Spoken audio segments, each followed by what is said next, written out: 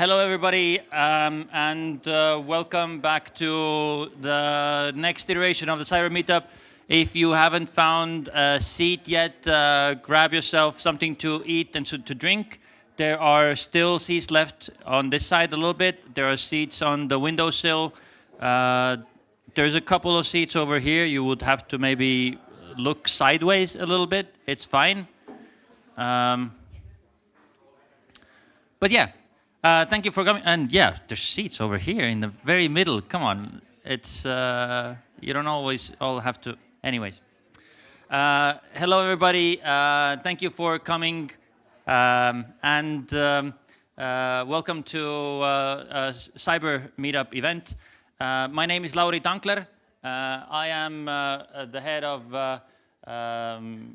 Research and Development Coordination in RIA.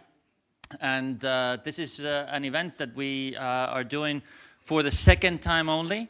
And we're trying to make this a sort of a regular thing. So it consists of two parts. One is a program where we try to give you some very interesting and important information about important stuff in cybersecurity. And then after that program is over, then you are free to stay here for a little while, have some more drinks. There's coffee, there's tea, there's alcoholic and non-alcoholic drinks and everything like that, and mingle. And after that is over, then you can also find a bar or some other place around this area with where you can keep on mingling and networking with the people you meet over here. All right, pretty simple. There is a program, and then after the program. So we are going to kick this off. The first part of this is also broadcast live. So hello, everybody who is watching us live on Facebook Live, YouTube Live. Hi. This is also for you. And then after this is over, the program part, you at home can also grab a drink and mingle with whoever you're mingling at this point. So let's get it started. We do have an agenda here, and the agenda is a little bit more concrete. Also, we do have four things that we do. One is very is something that we want to make it sort of a regular contribution by us at RIA to you, the community, is to talk about what's going on in cyberspace. What's going on in cyberspace, what are we seeing, and what are we doing at RIA. So to do this, I'm going to invite Martieta, our head of analysis and prevention department, to give us an overview of cyberspace in the first quarter of this year.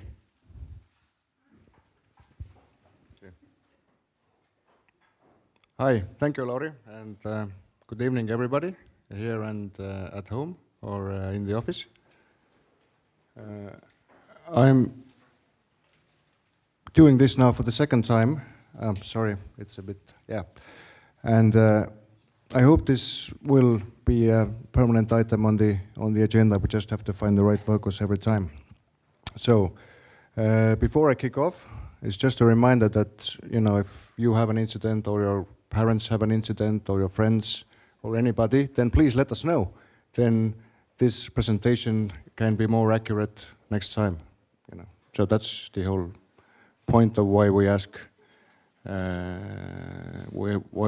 you to let us know if something happens. So on to what happened last month.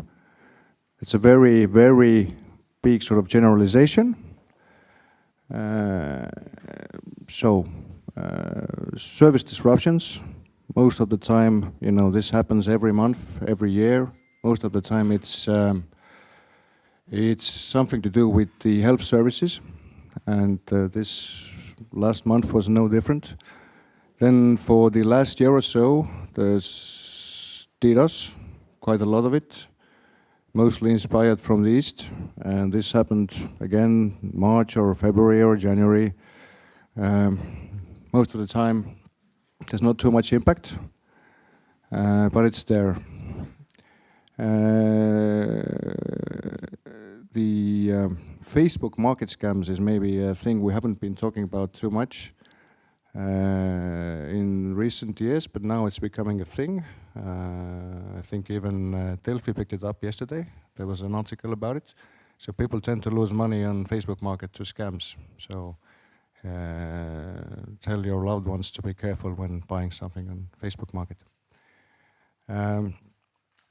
And maybe what to bring out, I mean, 100,000 is not really that much, but in the Estonian context and SME context, still quite noteworthy. So somebody was stolen 100,000 euros, a company was stolen 100,000 euros in March. It was a very good setup, by the way. So the fake account that was sent, a fake invoice that was sent, had a quick payment bonus or something, you know, so if you paid quickly, then you got a discount.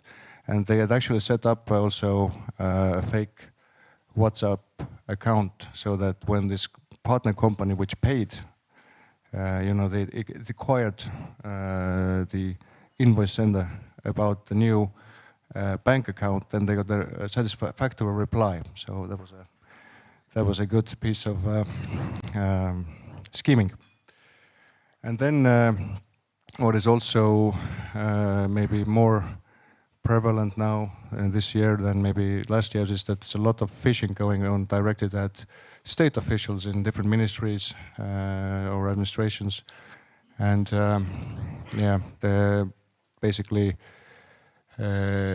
people are lured to click by using interesting or catchy you know, topics like the war or NATO or sanctions, migration, etc. So it's good to be careful. Also in March we had the parliamentary elections, and just to bring it out here because I think it's really important. It was a whole week of voting, and it went really well. So there were very small technical problems, nothing in cyberspace to note. And it was the first time in 18 years of iVoting that we had more votes cast online than at polling stations, which again I think is quite remarkable. And we continue to strive to reach even bigger numbers. And so it's up from 1% to 51% in 18 years. So another 18 and we're there. And there's just maybe a couple of photos to show, to illustrate that, you know, what RIA does at the time of the voting week. So a big proportion of our people, and in other state institutions and in the private sector as well, were on guard 24/7 to ensure that the elections went smoothly, and they did. So this is the elections being secured on Saturday, the 4th, and this is the voting night at the state election authority. And internationally, also in March, last time I spoke about ransomware, it's still there, it's always there for years now.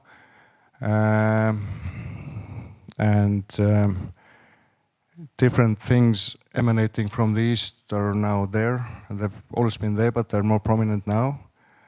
And maybe what is interesting to point out as well is that Russia banned several foreign messaging apps in their territory, or for their government officials. So that's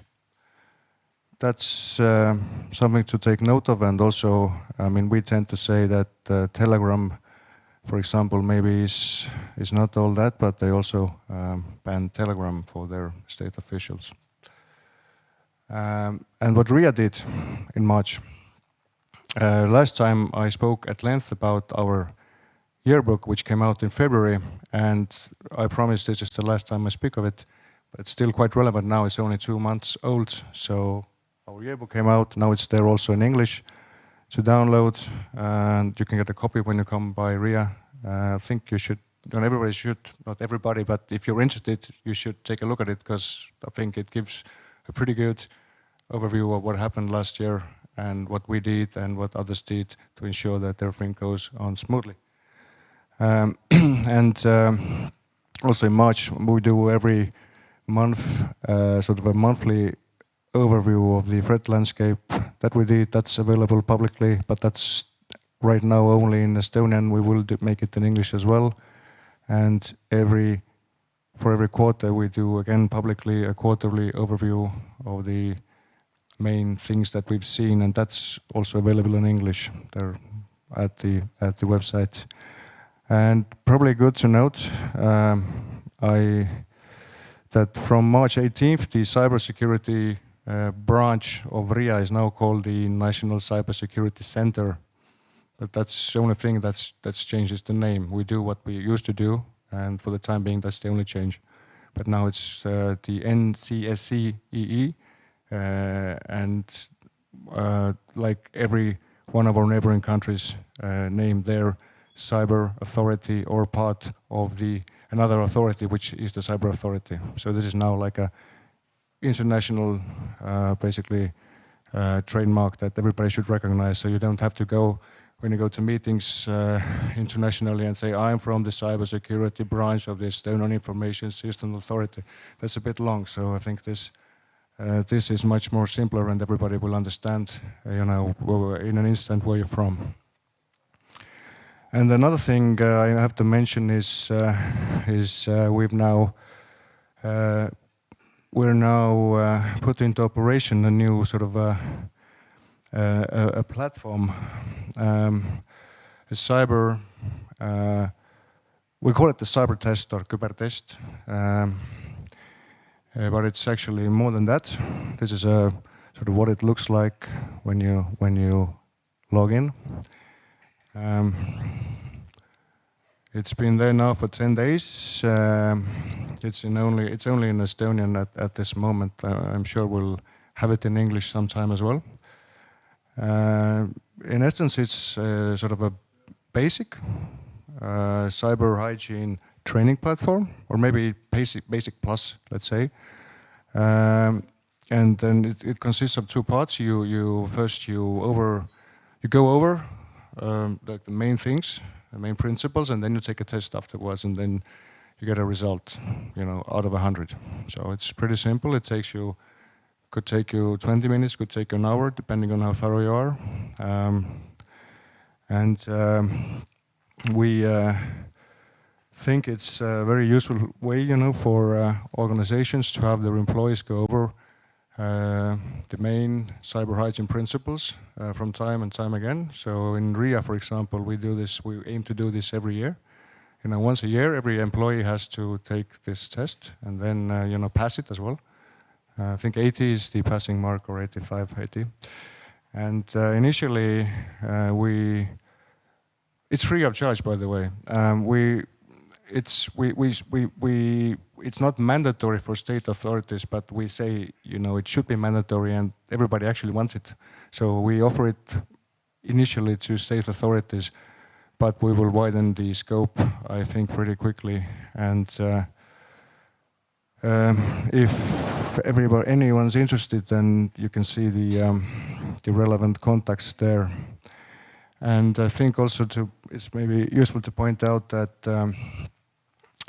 sometime in the summer, we aim to come up with a sort of every man's or every woman's very basic cyber hygiene platform, which will be available on our awareness website, the Itavatlik. So that will be there this is much more simpler. You just go there, you do it. With this Kyberdest, you have to contact us, and you have to agree to some things. The other thing is just you do it. But I think, again, it's very good if everyone here in this country, in this town, has the opportunity to go over the main cyber hygiene principles from time to time. And I think that's it for today. Thank you. All right. Let's give a round of applause. We do have time for a question right now, and then you can find Mart later on to ask him questions about March or the first quarter as well. Does anybody have a question right now in the audience? If not right now, then he will be here for a little while. Thank you again. And then let's continue. This time in the Cyber Meetup, we thought we would put a couple of things together and to focus a little bit and to see what's being done by Estonians outside Estonia. That's basically it. And not just Estonians, but also, let's just say, European Union. Europe has invested significant capabilities into sending European experts abroad to actually help other countries increase their cybersecurity capacity as well.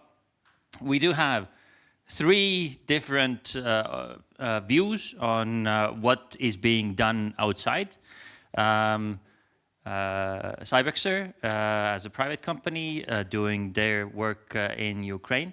Then Cyber for Development, a project sending experts to help build capacity, and Martin Indrek's going to talk about his experience in Africa and Asia. And then an ongoing project, EU CyberNet, to discuss about, what can you guys how can you maybe even contribute yourselves?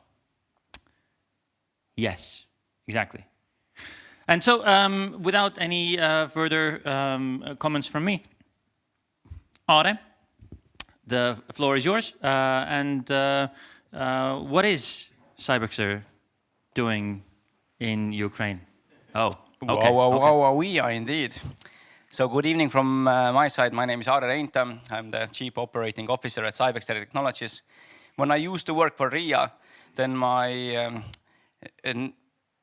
the name that was written on my business card was that long that it didn't fit there.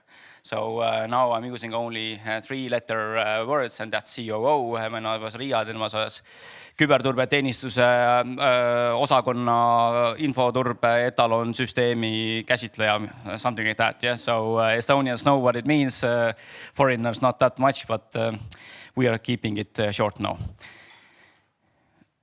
I took this picture with me today here because, first of all, it's hell of a good movie. Yeah? Have you seen it? Yeah, where John McClane goes to Washington D.C. and he doesn't touch computers, but he kicks ass.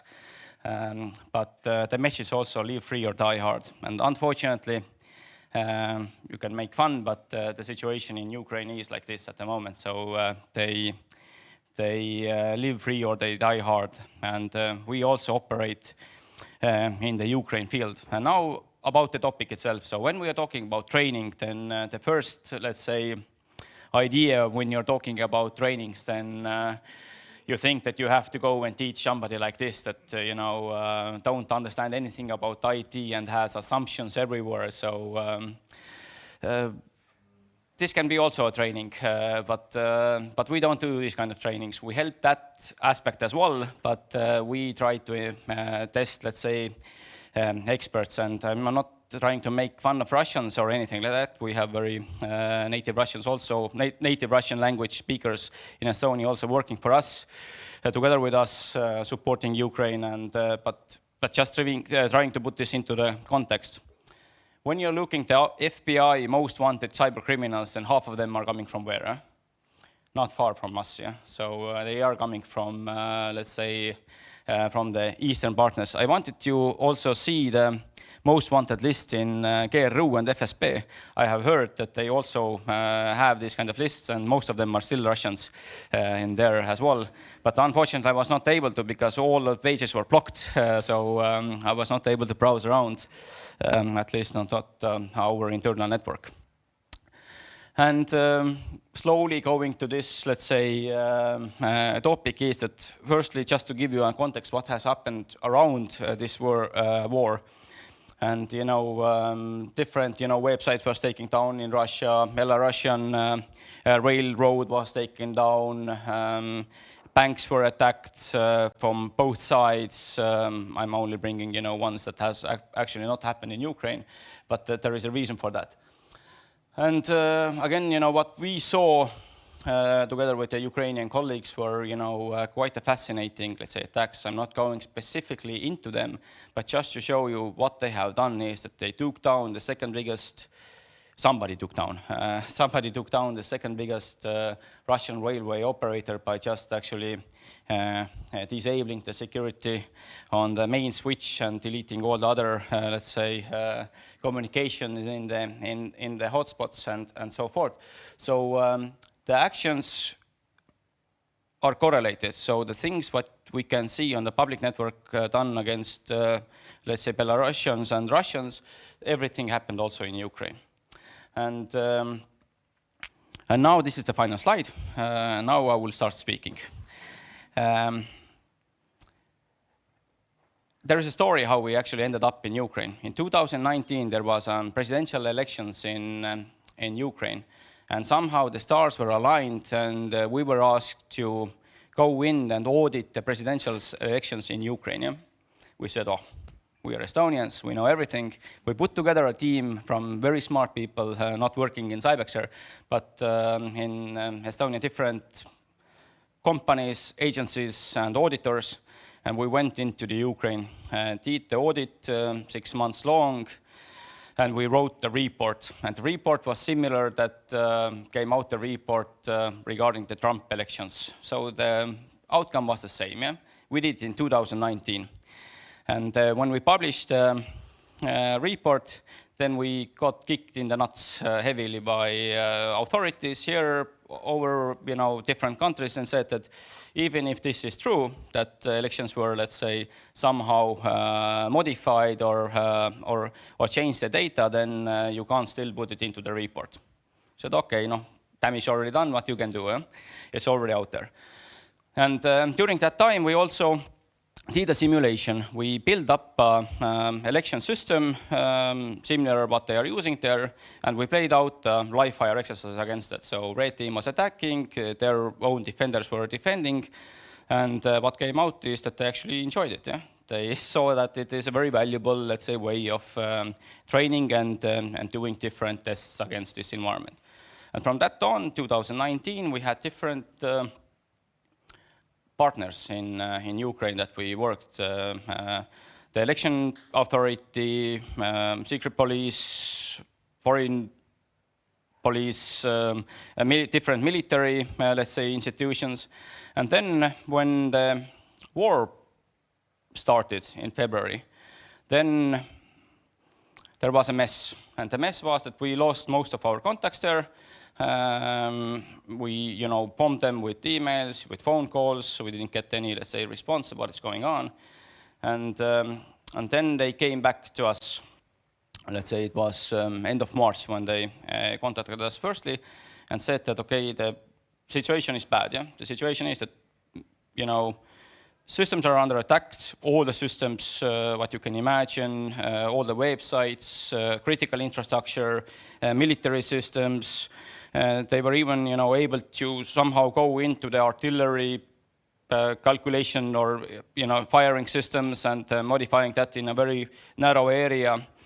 And then they told that they are lack of quick, let's say, trainings, that they want to train their people in a way that since they are lacking properly manpower, then what they wanted to have was that quickly you bring young men in or women, teach them a very specific area in IT, you train them, you validate them, you test them, and then out they go immediately to the operational environment and do only this narrow specific thing.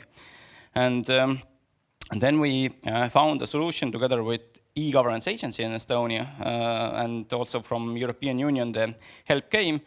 And what we did was we went there and built up their own local cyber range solution in Kiev.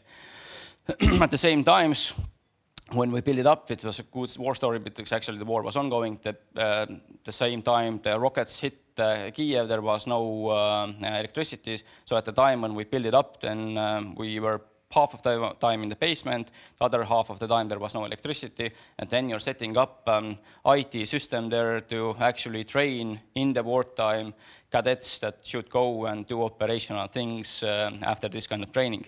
So it was a hassle. But when we got it up and we saw how they started to use it, then that's the only place where we have seen this kind of statement of true is the train as you fight. So I have been, training a lot of places in NATO, in different countries. Everybody is stating that let's train as we fight, and we have to do it.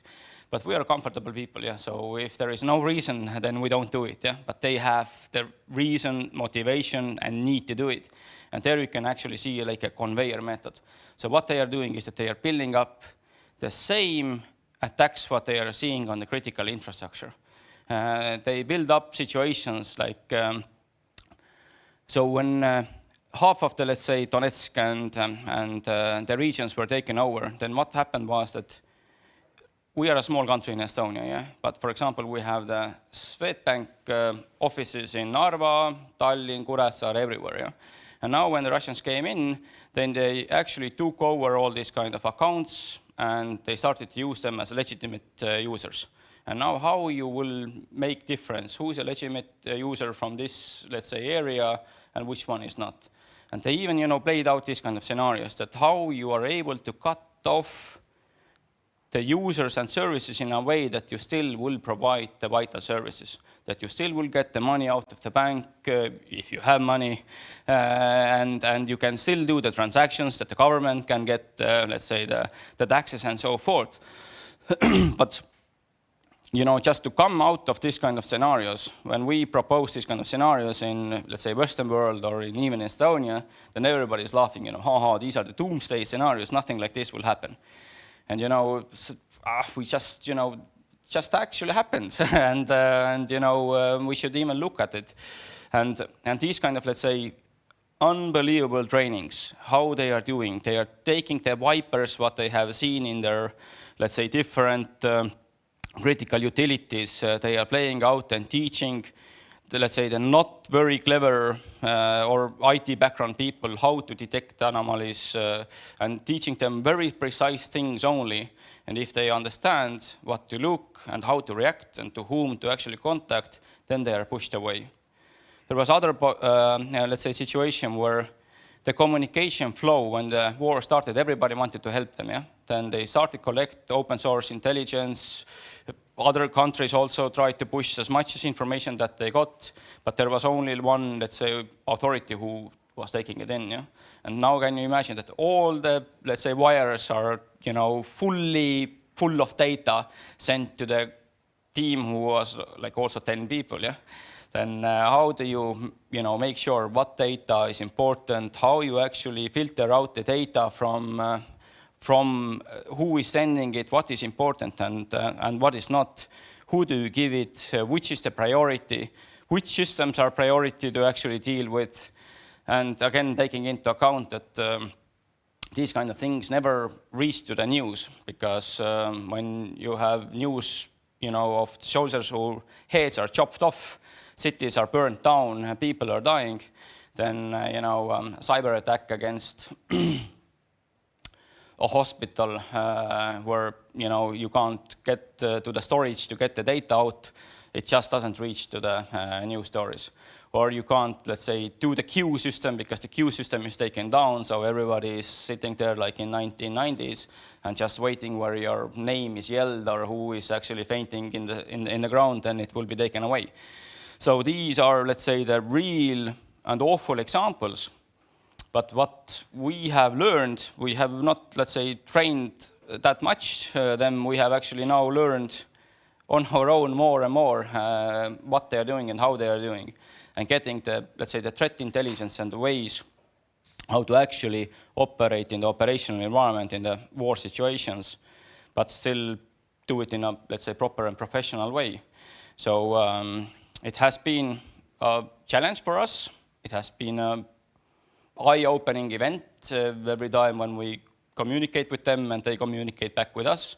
But this is something, you know, at Train As You Fight, it's a cool thing to see. I hope that we don't have to do it. But what it comes all together is that these kind of trainings, testing, cyber hygiene, these kind of things are important. And these kind of, let's say, examples, as I brought, that how do you differ from legitimate users to non-legitimate users, what systems you're keeping up as a vital service provider, which systems not, then these kind of tests, what they are carrying out is fruitful information. And I'm pretty sure that when Ukrainians win, then in a couple of years they might be coming here and teaching us what they did and how they did. And it is definitely one topic for CyberMeetUp in upcoming years to bring the guys here, and they will have very fruitful examples and ideas what they did and how they did it. So from that angle, I will now shut up because it's exactly the time. Huh? Yeah, that's so good. Huh? You're so good at it. I'm professional. I'm professional. Yeah, big applause. Yeah. Big applause. We have a professional in the house. We'll have two questions, one or two questions from the floor right now. And again, there's a couple, there's time to ask questions later on as well. But let's go for the first question. So you mentioned Ukraine has the experience of like you as a, I don't know, critical service provider. Like how do you check what are the critical services that you need to keep alive and which ones you can like just cut off? Like how would you like imagine doing this on the Estonian level to be prepared? Like how would you roll this like disaster recovery testing? I don't even want to answer that. What I think doesn't matter at all. I think that this kind of authorities like RIA, who has a dedicated department called CIIP, yeah? So they are looking it from this, and also other agencies like APO and other organizations out there doing it. But again, it depends again from the local things. For example, in dedicated districts, their main support was water and sewer. Yeah? So if you lose them, then something is bad. They didn't throw out money from helicopters as we have thought a few years back, that if there is no money coming out from ATMs, and what do you do to not get riots on the streets? So they also had this kind of, let's say, situation where they had very good logistics in place, and local, let's say, shopkeepers got some kind of guarantees that it will be paid afterwards to them. So I don't have a good answer for you, but just an example what they did. Thank you very much. Is there another question from the floor right now? Oh, yes.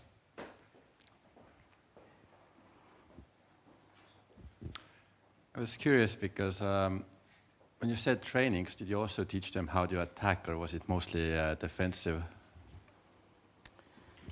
It comes out that during the war times, they also were quite capable of how to attack. And since somehow the backgrounds of the ones who are able, so the communities between the Russian and Ukraine were the same. So the same guys sat in the same communities, the same Telegram chats, in hidden forums, and some of the, or most even of the guys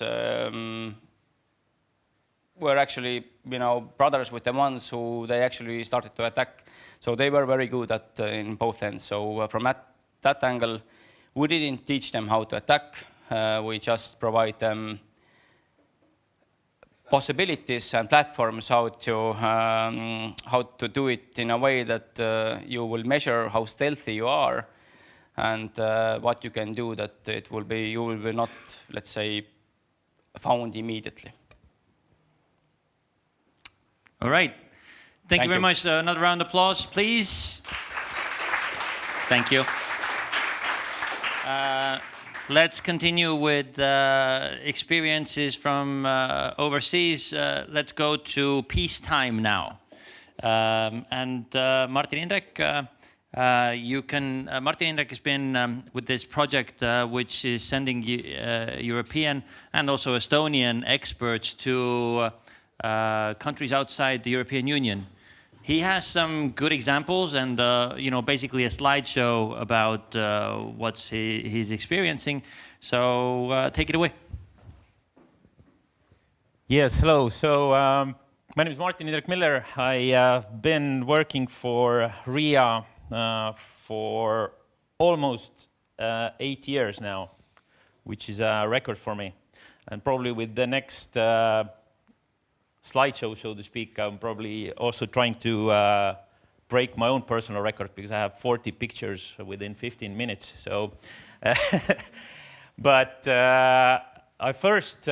I'll briefly talk about the project itself. So the Cyber for Dev, or Cyber Resilience for Development, was started early 2018. We started our activities, and it's due to end this year, with a budget of 11 million euros, and we had 3 basically different objectives for the project. So first, where we helped or tried to help the different countries and nations, developing countries mainly, to help to develop their cybersecurity strategies, their policies, critical infrastructure, regulations, etc. Second kind of pillar was increased cybersecurity incidents response capabilities, where we mainly worked with CSERT and CERT teams.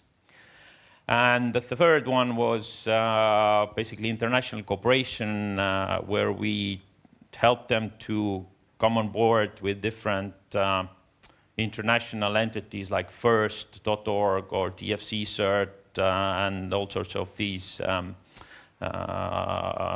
groups which work with incident response, and where the information exchange is quite important worldwide. But next, I have actually 40 pictures from the past 5 years. I found it very difficult actually to choose from them because in my phone I discovered that I have almost 10,000 photos from the past 5 years. Not all related to work, but obviously, but majority of them. We traveled quite a lot through this project. 2019 was the craziest year for me personally. I had something like 76 flights. And I can't remember how many different countries. But first picture, yeah, it's from Sri Lanka when we started 2018. I think, Ara, you remember this.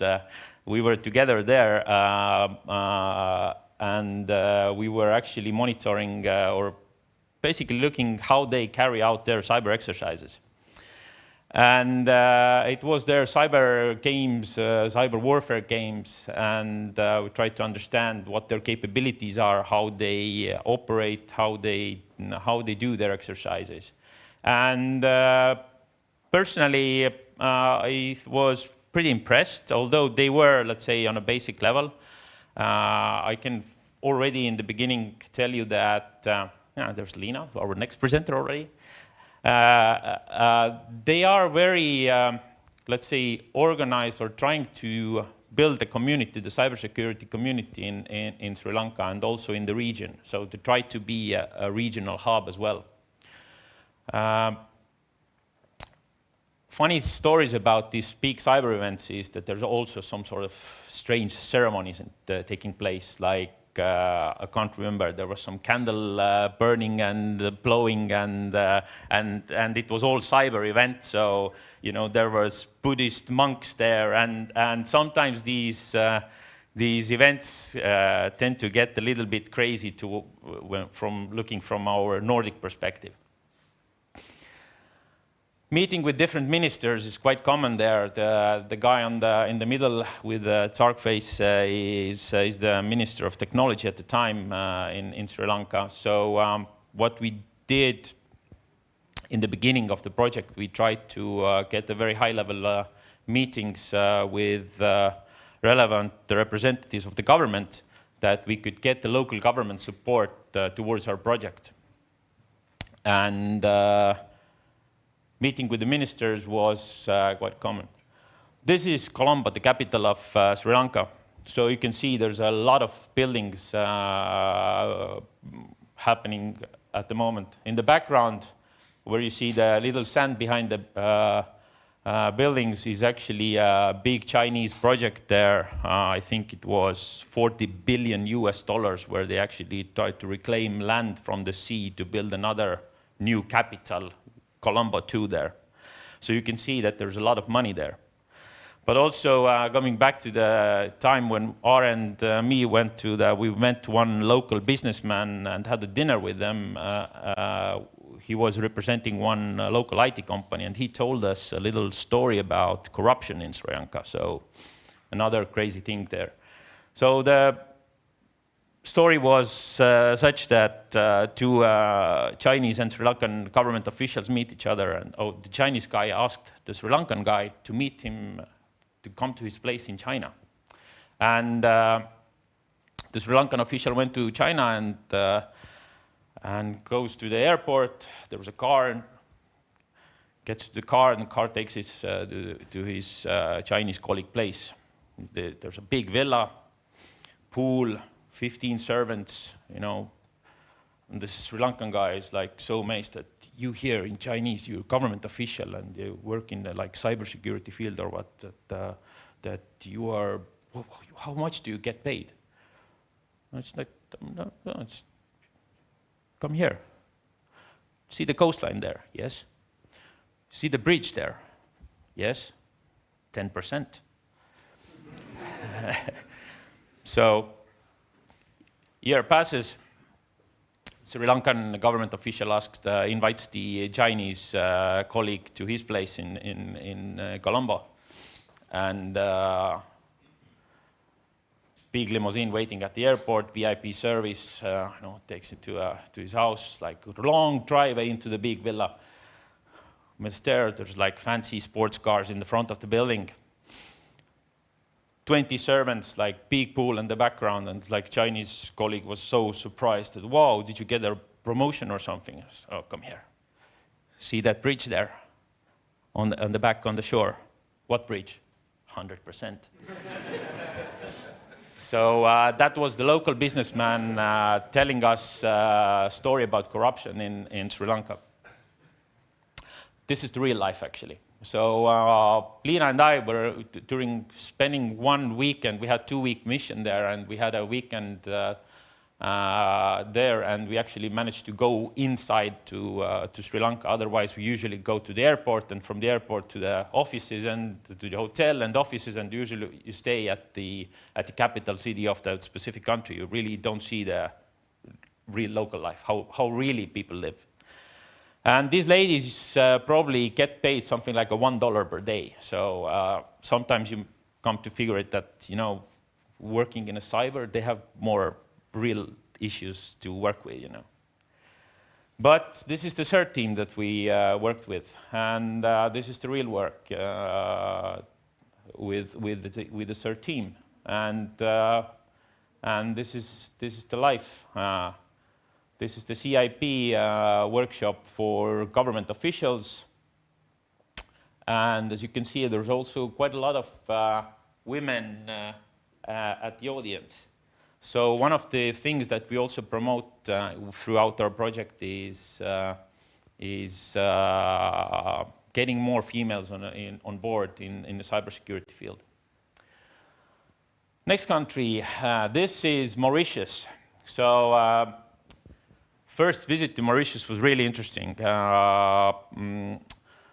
Me and my colleague, this is now the head of the Estonian National Cybersecurity Agency, Mr. Gert Auväärt. Two of us, we went to first visit to Mauritius when we started the project, and we had 4 days and I think 17 meetings in different locations. So it was pretty intense program for us. In the middle there is a Minister of Technology at the time, and again, very high level. Here's the guy in the gray suit, the shortest guy, is the Prime Minister of Mauritius at the time. Again, I'm talking quite a lot at the time, because you will notice that through the times we had, quite a lot of changes within the government happened.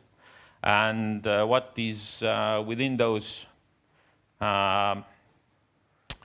through this project, we see that in developing countries, quite a lot of these governmental changes also brings changes to the positions that are responsible for cybersecurity.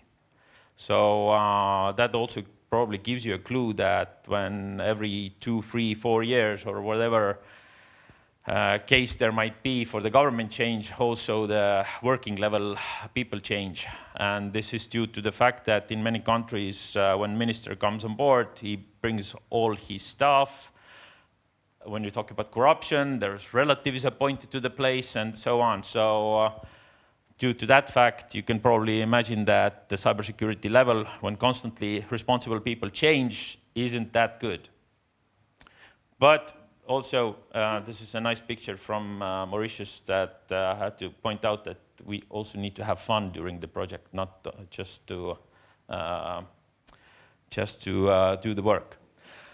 With this picture, this is also a pretty funny story. You can see on the presentation there, this is cybersecurity seminar, cyber incident management and essential services protection was our topic at the time. But these two guys, here is the front guy is Minister of Technology, and right behind him is Minister of Foreign Affairs.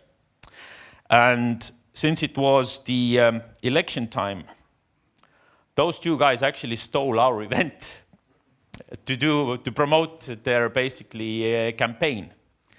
They were late, something like half an hour. Nobody started the event because, you know, 2 ministers are coming, so we should not start.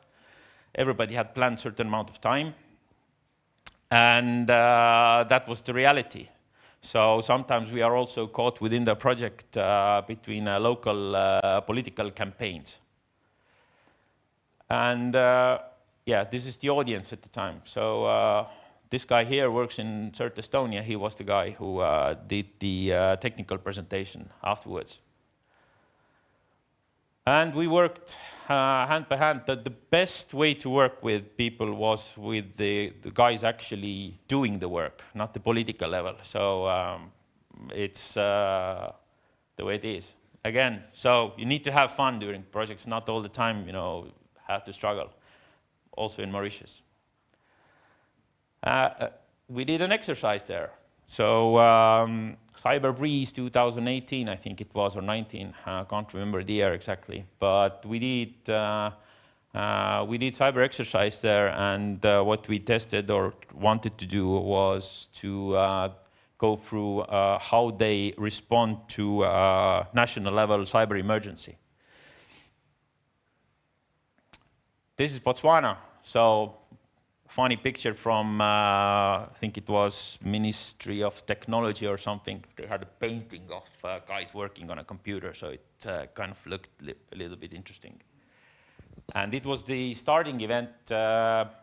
Again, as I tell you, that we work with all sorts of levels, including Ministry of Defense, and we tried to get everybody on board in the beginning, civil society, universities, everyone, to understand what is the current level from everyone's perspective in a country in cybersecurity, whether we talk about just the basic like cyber hygiene,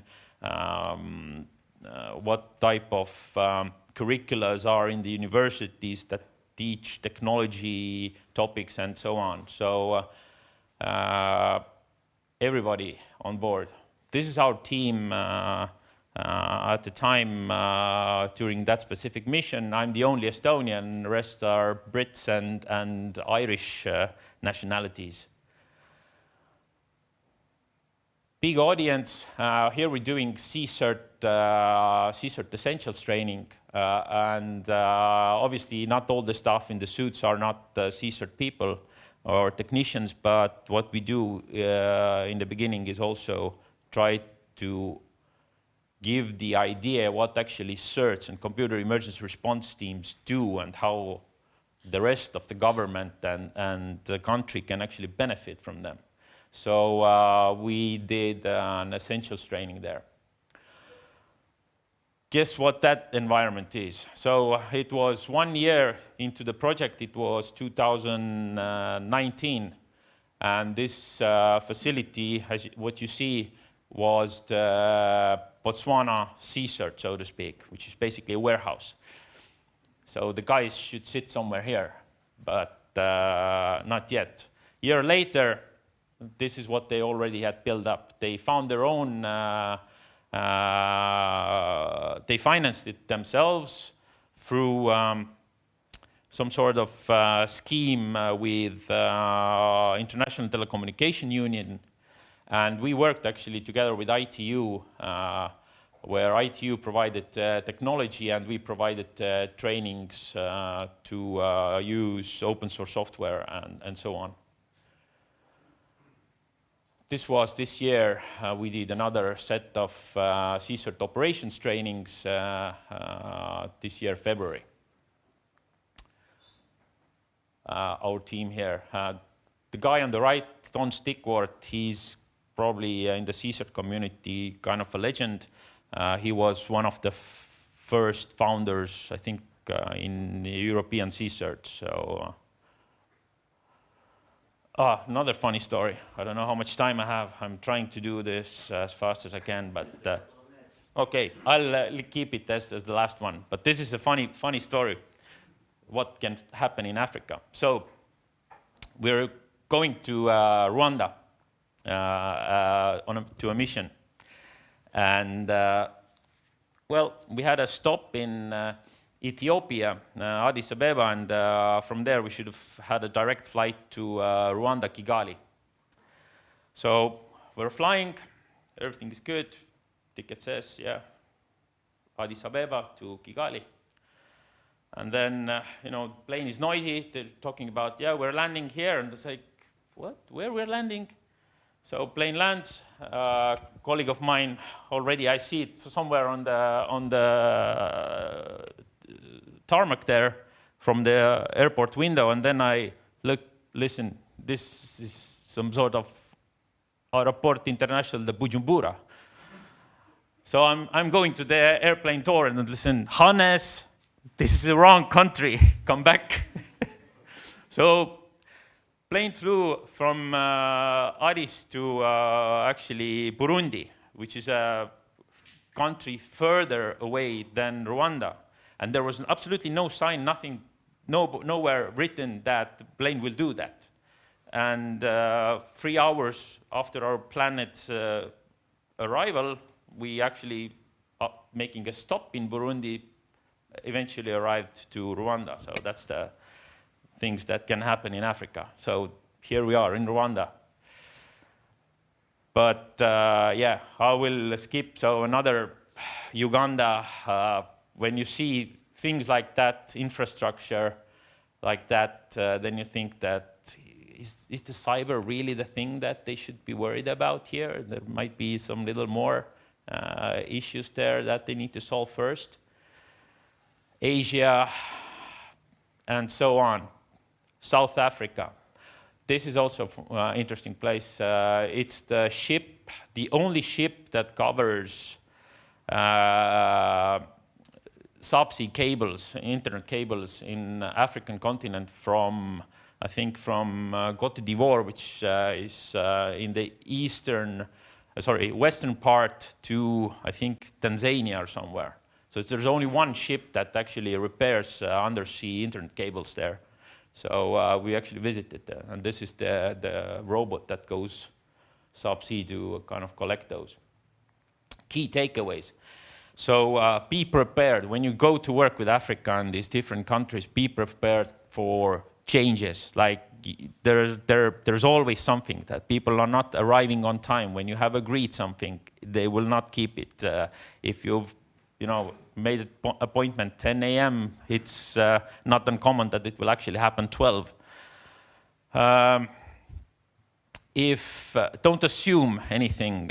First of all, if somebody tells you that they understand you, I use this. I learned this trick from military, from officers course. That when somebody says that yes, I understand, then ask, what did you understand? Because it's quite common that first of all, we don't anyway talk the same language, but we understand things differently. What else? Actually wrote down things that I wanted to point out. Maybe I missed something. Oh, one funny thing as well. I think Kare also remembers that. Don't try spicy cuisines the night before having a next day business meeting. So that can also, especially in Asia.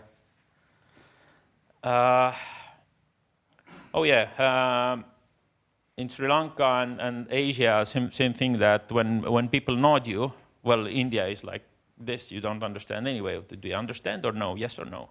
So Hindus do this. So when you ask them, is it okay? So what? Yes or no? But in Asia, people are so polite with you that when you ask something, they always basically say yes, even if they don't understand. So we did like 4 days set with them. We did some assessment with them, and the guy constantly says yes, yes, yes. And eventually, on a third day or something like that, we actually understand he doesn't understand English at all. So, real life, it can happen. A couple of fun facts for the end as well. So, during this project for the past 5 years, I got COVID twice in different countries. I've been in 40-degree fever doing a presentation, and after which we had to drive to airport and crash the car as well. So a lot of things had happened. Also in Sri Lanka, we had Easter bombings in 2 of those hotels where we stayed. So a lot of things have happened. I quit here. All right, round of applause. Obviously, you can hear that he has a lot more stories to tell. We're not going to take any questions from the floor because he's going to continue for another 20 minutes then. So thank you so much. You can ask him personally about his experiences with the bombings. Oh my God. But yeah. We are running a little bit over time. I hope everyone's fine with it. If you feel thirsty or something like that, just get up and get something else. But we do have a couple of, we do have at least one more speaker to you about this in this agenda, about how the European cybersecurity experts can participate, and then we have a little bit of a call to arms as well. But first of all, Lina, and obviously you were a colleague of Martin Indreks for a while. Can you tell us about wait, how? Yeah, exactly, all those things. Very good evening to all of you. And I understand that I'm the last official speaker between you and more beer, so I try to keep it short and sweet. And our main idea with Martin and myself is to keep you, or to get you interested to join these cool expeditions that Martin was talking about, and to join the cyber capacity building community and contribute to the EU-funded capacity building projects that are run by RIA. And I will speak a little bit about the EU CyberNet project and LAC4 Center, which are the ongoing EU CyberNet or ongoing RIA cyber capacity building projects. Because as you probably know, EU is the largest development aid provider, and that also includes a big chunk of a digital transformation and also cybersecurity related assistance to partner countries. And to figure out all these different projects and initiatives that different EU segments are delivering, EU wanted to create another project to bring some coordination into the system, and this is why EU CyberNet was created. But apart from that, we also design and execute different cyber capacity building activities globally. Our main focus is Latin America and Caribbean region, because we also operate a regional cyber competence center called LAC4, Latin American Caribbean Cyber Competence Center, that is located in beautiful Santo Domingo in Dominican Republic. And how we do all this is we do that through a pool of experts, and I'm sure that many of you here are already part of that pool of experts. Those of you who are not yet members of this expert pool, I do encourage you to go to the website and sign up. Those of you who speak Spanish or Portuguese, it's a must to join, because we do a lot of interesting activities in Spanish-speaking or Portuguese-speaking countries, and we don't have that many speakers or native speakers in our expert pool. We have currently 38 nationalities there. Most people are from the European Union countries. We also have some experts from the Latin American Caribbean region. And what you gain as an expert, you gain all these interesting experiences all around the world, where you can test your skills as a speaker, as a moderator, as a trainer, as an expert lead, as a exercise lead, and it's just interesting and important and also fun. This is, I don't know how much you see that, but this is a list of different skill sets. Where if you go to our website, EU CyberNet's website, you find a SignAct platform, and you can sign up as an expert, and then this list appears. So you probably identify a skill set that is suitable for you, where you feel strong about sharing your experiences with target countries, and then you can participate in the activities that we facilitate or organize ourselves. How do we get these interesting requests? We either get them from the European Union, through the different institutions in European Union. We also get them through our stakeholders. We have a large stakeholder community, 61 European organizations, ministries, cybersecurity agencies, development agencies, international organizations, academia. So all these organizations can place calls for action to us, and then we identify the suitable experts. And we also have a cool best match algorithm in our technical platform that should identify the right experts for the trainings. But we also publish all these calls for action through different events and also mailing lists. So it's actually quite easy to join us. So where we operate, mainly Latin American, Caribbean region. We also operate in the regions that are closer to, I guess, the hearts of Brussels and also EU member states. So Southeast Europe, Western Balkans, Africa, to a lesser extent also Asia. And so we are also a global project.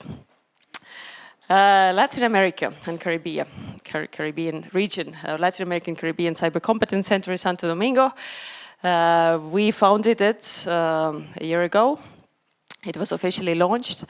It has headquarters there in Santo Domingo and a training center. But since the region is so large, we cannot deliver all the trainings in the Dominican Republic, so we have selected some countries in the region to be sub-regional hubs for LAC4. So we have selected Ecuador for the Andean region, we have selected Uruguay for the Southern Cone region, and Costa Rica for the Central American region, and we deliver some of the sub-regional trainings in these countries. So basically bringing in students or trainees from the neighboring countries and do the activities there.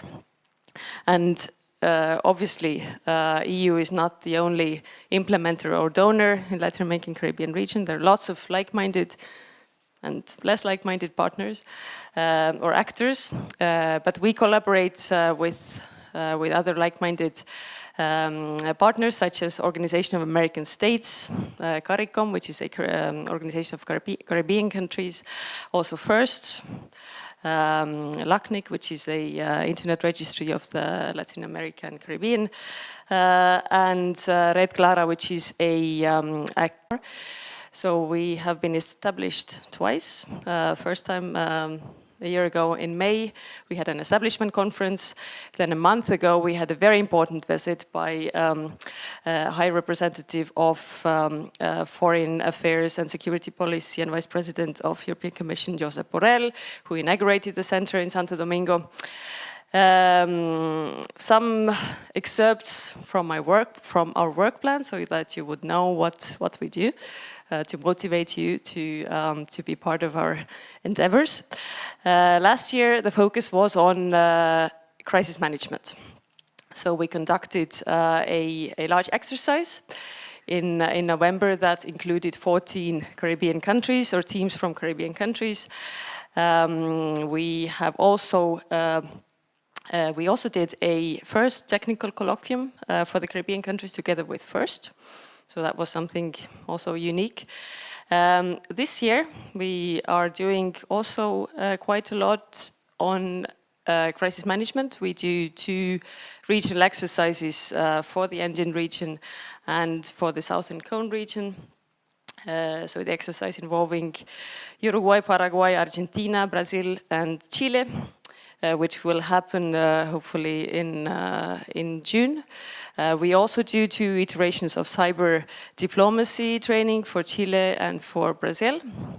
And we do another highlight, I think, is that we're collaborating with Atlantic Council and with Cyber for Dev project, delivering a exercise or student challenge that is called Cyber 912 Strategy Challenge, which includes 5 countries from Latin America, or students from these countries, testing their skills in cybersecurity decision making.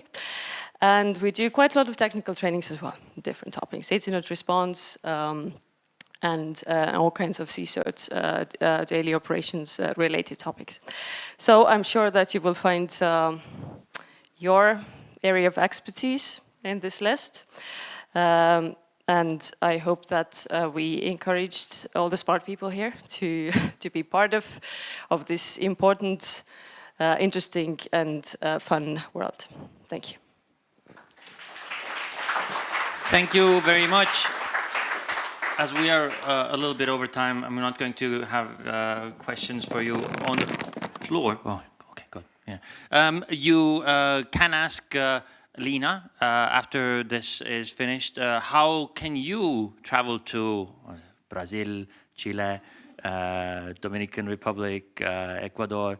How could you do this? Because that's basically what this call to action is about. It's providing expertise, your expertise, to the people who need it over in those very lovely climate countries. Yeah. Anyways, before we go, I'm going to give the floor once, just for a short while, to Karin, who will have a call to action here in Estonia. Karin is from Koodjovi, and they're going to have a hackathon. So, Karin, come up here. What is it that you're going to be doing, and what is it that you're going to be inviting us to also do? Yeah, hi. So I'm Karin Künnapas. I'm one of the co-directors of Koodjovi. I hope all of you know already what Koodjovi is, but if not, it's a new kind of programming school that was launched 2 years ago. And we work without teachers, without lectures. We have this self-learning methodology. And where the connection with this community is, that also one of the specializations is actually cybersecurity. But in short term, yes, we're running our first ever hackathon. And the focus is on cybersecurity. We're very excited about that. And it's happening already next weekend. And what we're looking for is that the students from Koodjovi, but also from elsewhere, are going to be hacking for 48 hours. One of the goals is that they create new solutions for different kind of cybersecurity problems, but also about introducing the field. Because one thing that we have learned is that cybersecurity feels something that's very far off if you're not in the community. So just to tell how it affects all of us and how we're all connected. And it's going to happen in Jõhvi, in our very new school building. If you haven't been there yet, you're welcome to join. And what we're looking for is people, if you want to come and hack with students. It's going to be fun and very intense. Also, if there are some companies who maybe want to partner, give out some awards. And we also have a few spots left for mentors. So if next weekend is free, you want to do something fun, come to Jõhvi and hack with the students. All right, thank you very much. Short and sweet. All right, thank you. This almost concludes everything. I'm going to invite you to our next Cyber Meetup as well. We have a special guest next time. Remember a couple of years ago, there was this Estonian ID card crisis thing? And the guys who actually found the actual vulnerability, there was a couple of Czech people.